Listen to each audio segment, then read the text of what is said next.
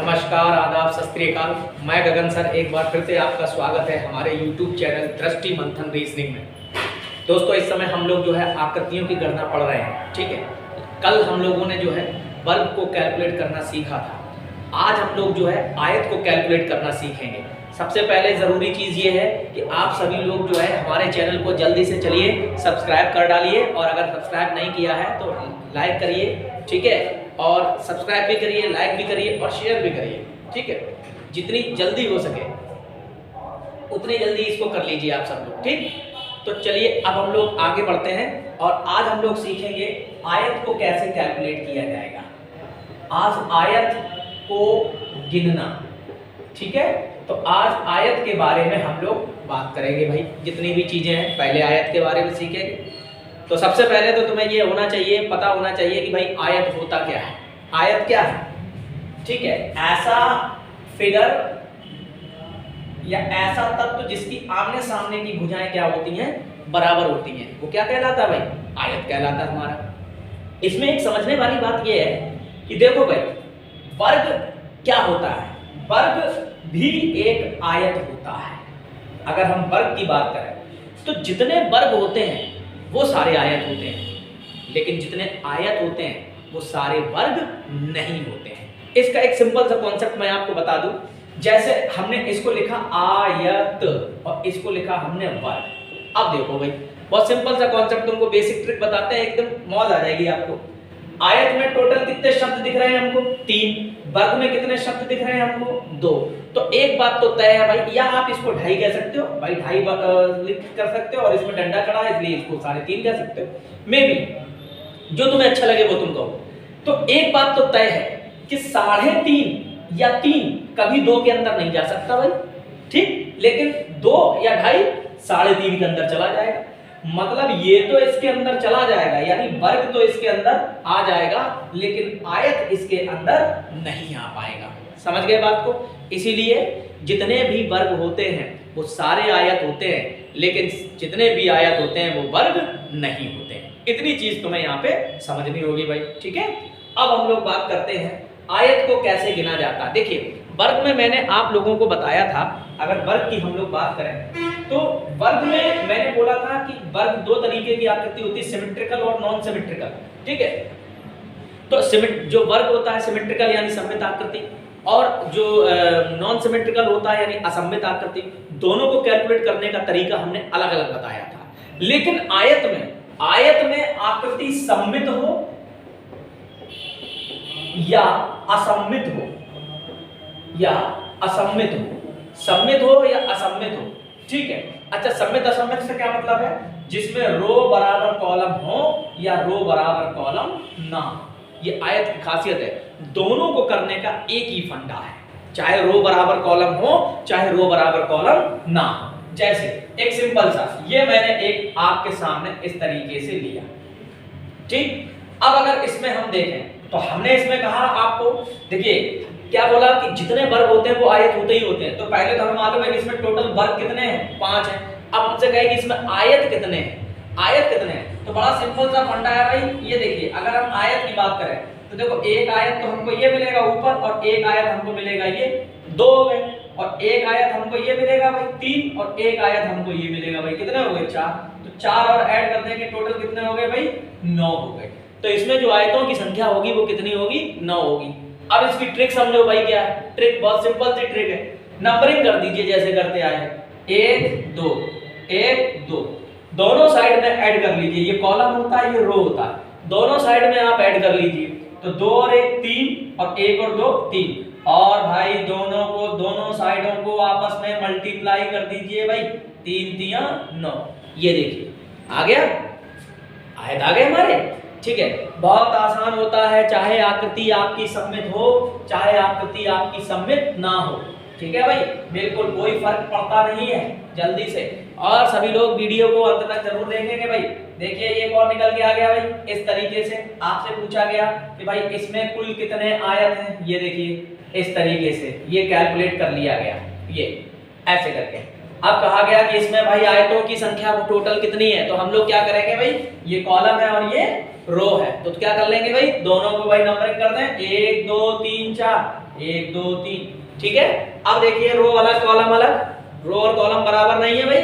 अब जब row column बराबर नहीं है तो लेकिन चाहे बराबर हो चाहे बराबर ना हो कोई फर्क नहीं पड़ता आयत को कैलकुलेट करने के लिए भाई।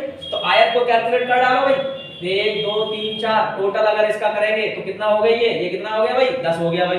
4 और 3 7, 7 2 9 और 1 10, और ये कितना हो गया भाई, 6 हो गया आपका, ठीक है। दोनों को आपस में मल्टीप्लाई कर दीजिए, 6 × 10 बराबर 60।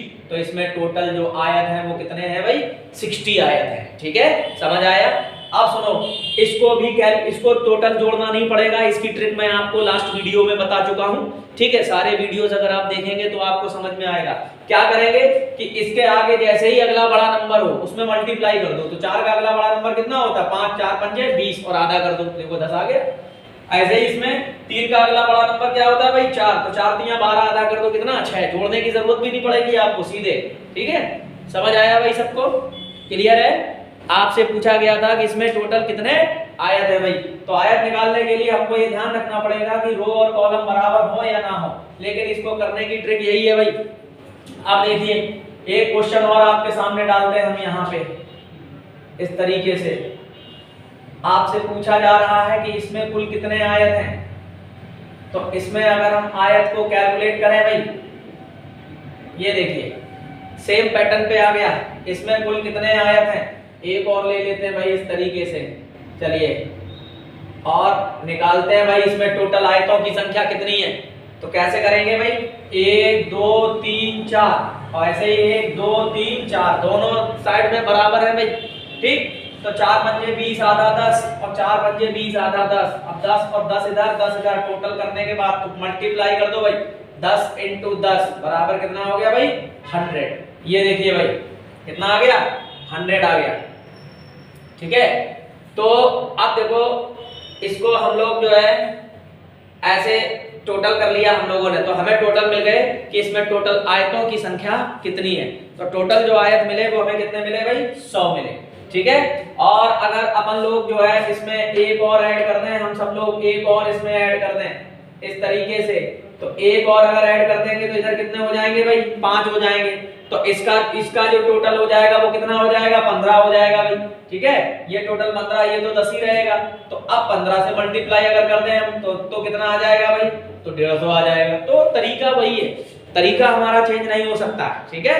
तरीका में किसी भी प्रकार का कोई चेंजमेंट नहीं हो सकता। इस प्रकार से हम लोग सब लोग क्या करते हैं, आयत को कैलकुलेट करते हैं। कोई भी क्वेश्चन अगर आपके सामने आ जाए और पूछा जाए कि इसमें भाई कुल कितने आयत है, तो बिल्कुल भी आपको डरने की जरूरत नहीं है, ठीक है। बड़े आसानी से आप सब लोग निकाल सकते हैं भाई, ठीक है। आप कोई भी क्वेश्चन अगर हम ले लें तो कोई फर्क नहीं पड़ता उसको करने के लिए, ठीक। अब हम लोग एक क्वेश्चन और ले लेते हैं भाई। मान लीजिए चलिए एक सिंपल सा क्वेश्चन, सीधे सीधे एक ही क्वेश्चन लिया मैंने। अब आपसे पूछा गया कि इसमें भाई बताओ टोटल कितने आयत हैं, ये आपको बताना है। इस क्वेश्चन में आपसे पूछ लिया गया कि बताओ कुल कितने आयत हैं, तो आप लोग बताइए भाई इसमें कुल कितने आयत हैं। तो सिंपल सा पैटर्न करेंगे, क्या करेंगे, नंबरिंग कर दो, 1 2 3 4 और सबको क्या कर दो, ऐड कर दो। या तो ऐड कर दो या अगली संख्या में मल्टीप्लाई कर दो भाई। तो 4 की अगली संख्या कितनी होती है भाई, 5 और 4 पंजे 20 और आधा 10। तो टोटल इसमें कितने आयत आ गए भाई, इसमें 10 आयत आ गए, ठीक है। क्लियर हुआ। तो क्वेश्चंस करना बहुत आसान है, बिल्कुल भी नहीं घबराएंगे, आराम से निकाल देंगे भाई, ठीक है। चलिए अब आपके सामने एक क्वेश्चन मैं इस तरह से डालता हूं भाई, ये देखिए इस तरीके से एक क्वेश्चन आ गया भाई, ठीक है। और आपसे पूछा गया कि इसमें भाई बताओ टोटल कितने आयत हैं, ठीक है।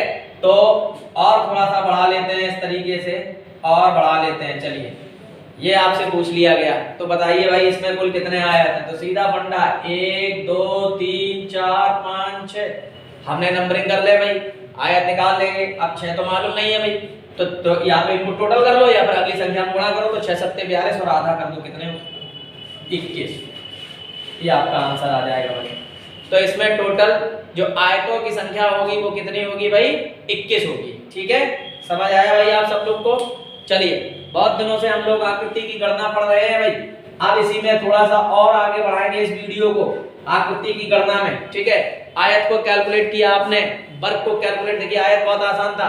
ठीक है। और आपने कैलकुलेट किया, अब हम लोग जो है ट्रायंगल को कैलकुलेट करके आए हैं। अब हम लोग बात करेंगे समचतुर्भुज को कैलकुलेट करना। किसको कैलकुलेट करना भाई? समचतुर्भुज। किसको? समचतुर्भुज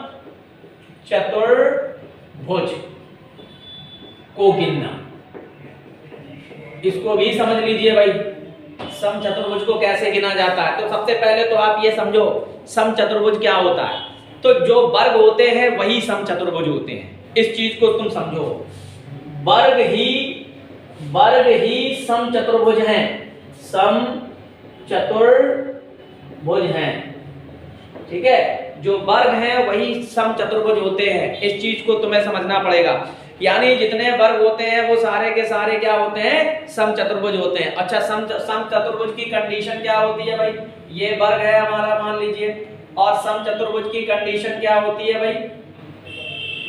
समचतुर्भुज की कंडीशन होती है जिसके आमने सामने के कोण बराबर हो भाई, ये समचतुर्भुज की कंडीशन होती है, ठीक है। समचतुर्भुज की कंडीशन क्या होती है? जिसके ये वर्ग है अपना और ये समचतुर्भुज है भाई। तो आपसे ये पूछा जाता है कैसे कैलकुलेट करेंगे, तो समचतुर्भुज भी बिल्कुल वैसे ही कैलकुलेट करते हैं जैसे हम लोग वर्ग को कैलकुलेट करते हैं। इतना तुम समझ लो कि जो वर्ग है वही समचतुर्भुज है, ठीक है। किसी भी प्रकार से आपको कंफ्यूज नहीं होना है। वर्ग और समचतुर्भुज की जो प्रॉपर्टी है वो सेम होती है भाई। अब जैसे मान लीजिए आपसे एक क्वेश्चन आ जाता है, ठीक है, कि ये इस तरीके से भाई, एक मैंने इस तरीके से आपके सामने वर्ग को क्रिएट कर दिया भाई, ठीक है। और बिल्कुल इसी तरीके से मैंने आपके सामने इस तरीके से, आप लोग देखेंगे बिल्कुल उसी तरीके से मैंने, ये देखिए ये। तो अब आपसे ये पूछता है कि भाई इसमें कितने समचतुर्भुज हैं। तो अब जो वर्ग हैं वही समचतुर्भुज होते हैं, इस चीज को बिल्कुल ध्यान से समझ ले। बार बार मैं एक ही चीज बोल रहा हूं भाई, ठीक है। तो अब वर्ग इसमें कितने? 1 2 3, 1 2 3, ठीक है भाई। तो अब 1 2 3 1 2, अब वही चीज यहां भी कर ले भाई, 1 2 3 1 2 3। तो अब हमने इसको करने का पैटर्न क्या बताया था? जब रो और कॉलम बराबर हो भाई, ठीक है। इसमें भी वही बात होती है, रो और कॉलम बराबर है भाई। तो बिल्कुल 1 का स्क्वायर 1, 2 का स्क्वायर 4, 3 का स्क्वायर कितना होता है? 9। इनको ऐड कर देंगे, टोटल कितना आ जाएगा? 14। 9 4 13 14। तो 14 वर्ग है, तो 14 ही इसमें क्या होंगे? समचतुर्भुज होंगे भाई, समचतुर्भुज। ये देखिए भाई, ठीक है, इसमें 14 ही क्या होंगे? समचतुर्भुज होंगे, ठीक है। तो बिल्कुल भी इसी प्रकार से हम लोग कोई भी हो, अब जैसे हम लोग क्या करते हैं, इसी में एक क्वेश्चन और ले लेते हैं भाई, बिल्कुल सेम पैटर्न पे क्वेश्चन होगा, बिल्कुल भी घबराने की जरूरत नहीं है। हम लोग समचतुर्भुज की बात कर रहे हैं। जैसे मान लीजिए मैंने आपके सामने इस तरीके से एक कोई फिगर ली भाई, ठीक है, इस तरीके से। थोड़ा सा और ले लेते हैं इधर, ये। और आपसे इसमें कहा जा रहा है, थोड़ा और बढ़ा लेते हैं ये, और आपसे कहा जा रहा है इसमें टोटल समचतुर्भुज कितने हैं भाई? समचतुर्भुज हमको निकालने हैं, ये देखिए, ठीक है। तो समचतुर्भुज निकालेंगे तो बिल्कुल 1 2 3 4, 1 2 3। और इसको करने का मैंने पैटर्न क्या बताया है आप लोगों को भाई? देखिए इसका यहाँ पे 4 आ जाएगा, ये देखिए 1 2 3 1 2 3 4। तो देखिए 3 का इसमें मल्टीप्लाई करेंगे तो 3 × 4, एक एक कम करते हुए इसका इसमें, तो 2 × 3 और 1 × 2 जब तक करेंगे जब तक 1 प्राप्त ना हो जाए। तो 4 3 12 और 3 दूनी 6 और 2 एकम 2, 12 6 18 2 20। तो इसमें टोटल जो समचतुर्भुज हैं वो कितने आ जाएंगे भाई? 20 आ जाएंगे, ठीक है। बिल्कुल भी नहीं घबराएंगे, सेम पैटर्न पे क्वेश्चन है। सम हमेशा ध्यान रखो, बस इतना याद रखो कि वर्ग और समचतुर्भुज दोनों एक जैसे ही होते हैं, ठीक है। जो वर्ग होते हैं वही हमारे समचतुर्भुज होते हैं, ठीक है। तो जैसे कैलकुलेट करेंगे बिल्कुल ऐसे ही कर लेंगे। अब बात करते हैं भैया आपके समांतर चतुर्भुज की बात कर लेते हैं। समांतर चतुर्भुज क्या होते हैं? तो देखो भैया, जो वर्ग होते हैं वो समचतुर्भुज होते हैं, और समांतर चतुर्भुज यानी कि जो आयत होते हैं वो समांतर चतुर्भुज होते हैं आपके। इस बात को समझना होगा। समचतुर्भुज कौन से होते हैं? जो वर्ग होते हैं वो समचतुर्भुज होते हैं, और समांतर चतुर्भुज कौन होते हैं? जो आयत होते हैं वो समांतर चतुर्भुज होते हैं। यानी आयत ही समांतर चतुर्भुज है, समांतर चतुर्भुज है। ये बात समझो, जो आयत है वो समांतर चतुर्भुज है। ठीक है, अब जैसे इसको ले लें, इसमें आपसे कहता है कि भाई इसमें कुल कितने आयत हैं। ठीक है, सेम पैटर्न पे, और यही एक क्वेश्चन और आ जाए इस प्रकार से सेम पैटर्न पे, और आपसे कहे कि इसमें कुल कितने समांतर चतुर्भुज हैं। ठीक है, तो अब बड़ी सिंपल सी बात है, आयत ही समांतर चतुर्भुज है, जो आयत है वही समांतर चतुर्भुज है भाई। तो अब इसमें आयत हम लोग कैसे कैलकुलेट करते हैं? तो आयत हम लोग कैसे कैलकुलेट करते हैं? 1 2 1 2 नंबरिंग कर दें और इनको ऐड कर दें, तो ये 3 हो गया और ये 3 हो गया, और आपस में क्या कर देते हैं? मल्टीप्लाई कर देते हैं। तो 3 × 3 बराबर कितना आया भाई? 9 आया। तो देखो अब इसमें पूछ रहा है समांतर चतुर्भुज, तो समांतर चतुर्भुज भी बिल्कुल वैसे ही करेंगे। कैसे? 1 2 3 1 2 3। अब देखो यहाँ पे मैंने क्या बोला था, ये कॉलम है, ये रो है, ये भी कॉलम रो है, चाहे रो बराबर कॉलम हो या रो बराबर कॉलम ना हो, करने का एक पैटर्न है। तो इसको हम लोग ऐड कर देंगे, तो ये आपका हो जाएगा, कितना हो गया? 3 2 5 और 1 6, ये हो गया, और 6 हो गया, आपस में मल्टीप्लाई कर देंगे। 6 × 6 बराबर 36। तो भैया इसमें समांतर चतुर्भुज कितने आ गए भाई? 36 आ गए। और इसमें आयत कितने हैं? 9 है। तो इसमें भी अगर पूछे समांतर चतुर्भुज कितने हैं, तो 9 है। एक चीज हमेशा ध्यान रखेंगे सभी लोग, इस बात को बिल्कुल अपने जहन में बैठा लीजिए बड़े ही ध्यान से। देखो भाई, जो आयत हैं वो समांतर चतुर्भुज हैं, और जो वर्ग हैं वो समचतुर्भुज हैं। इतनी बात याद रखो। तो जैसे वर्ग को कैलकुलेट करते हैं वैसे ही समचतुर्भुज को कैलकुलेट करेंगे, और जैसे आयत को कैलकुलेट करते हैं वैसे ही हम लोग समांतर चतुर्भुज को कैलकुलेट करेंगे। ठीक है गाइस, तो चलिए आज के सेशन में हम लोगों ने इतनी चीजें सीखी।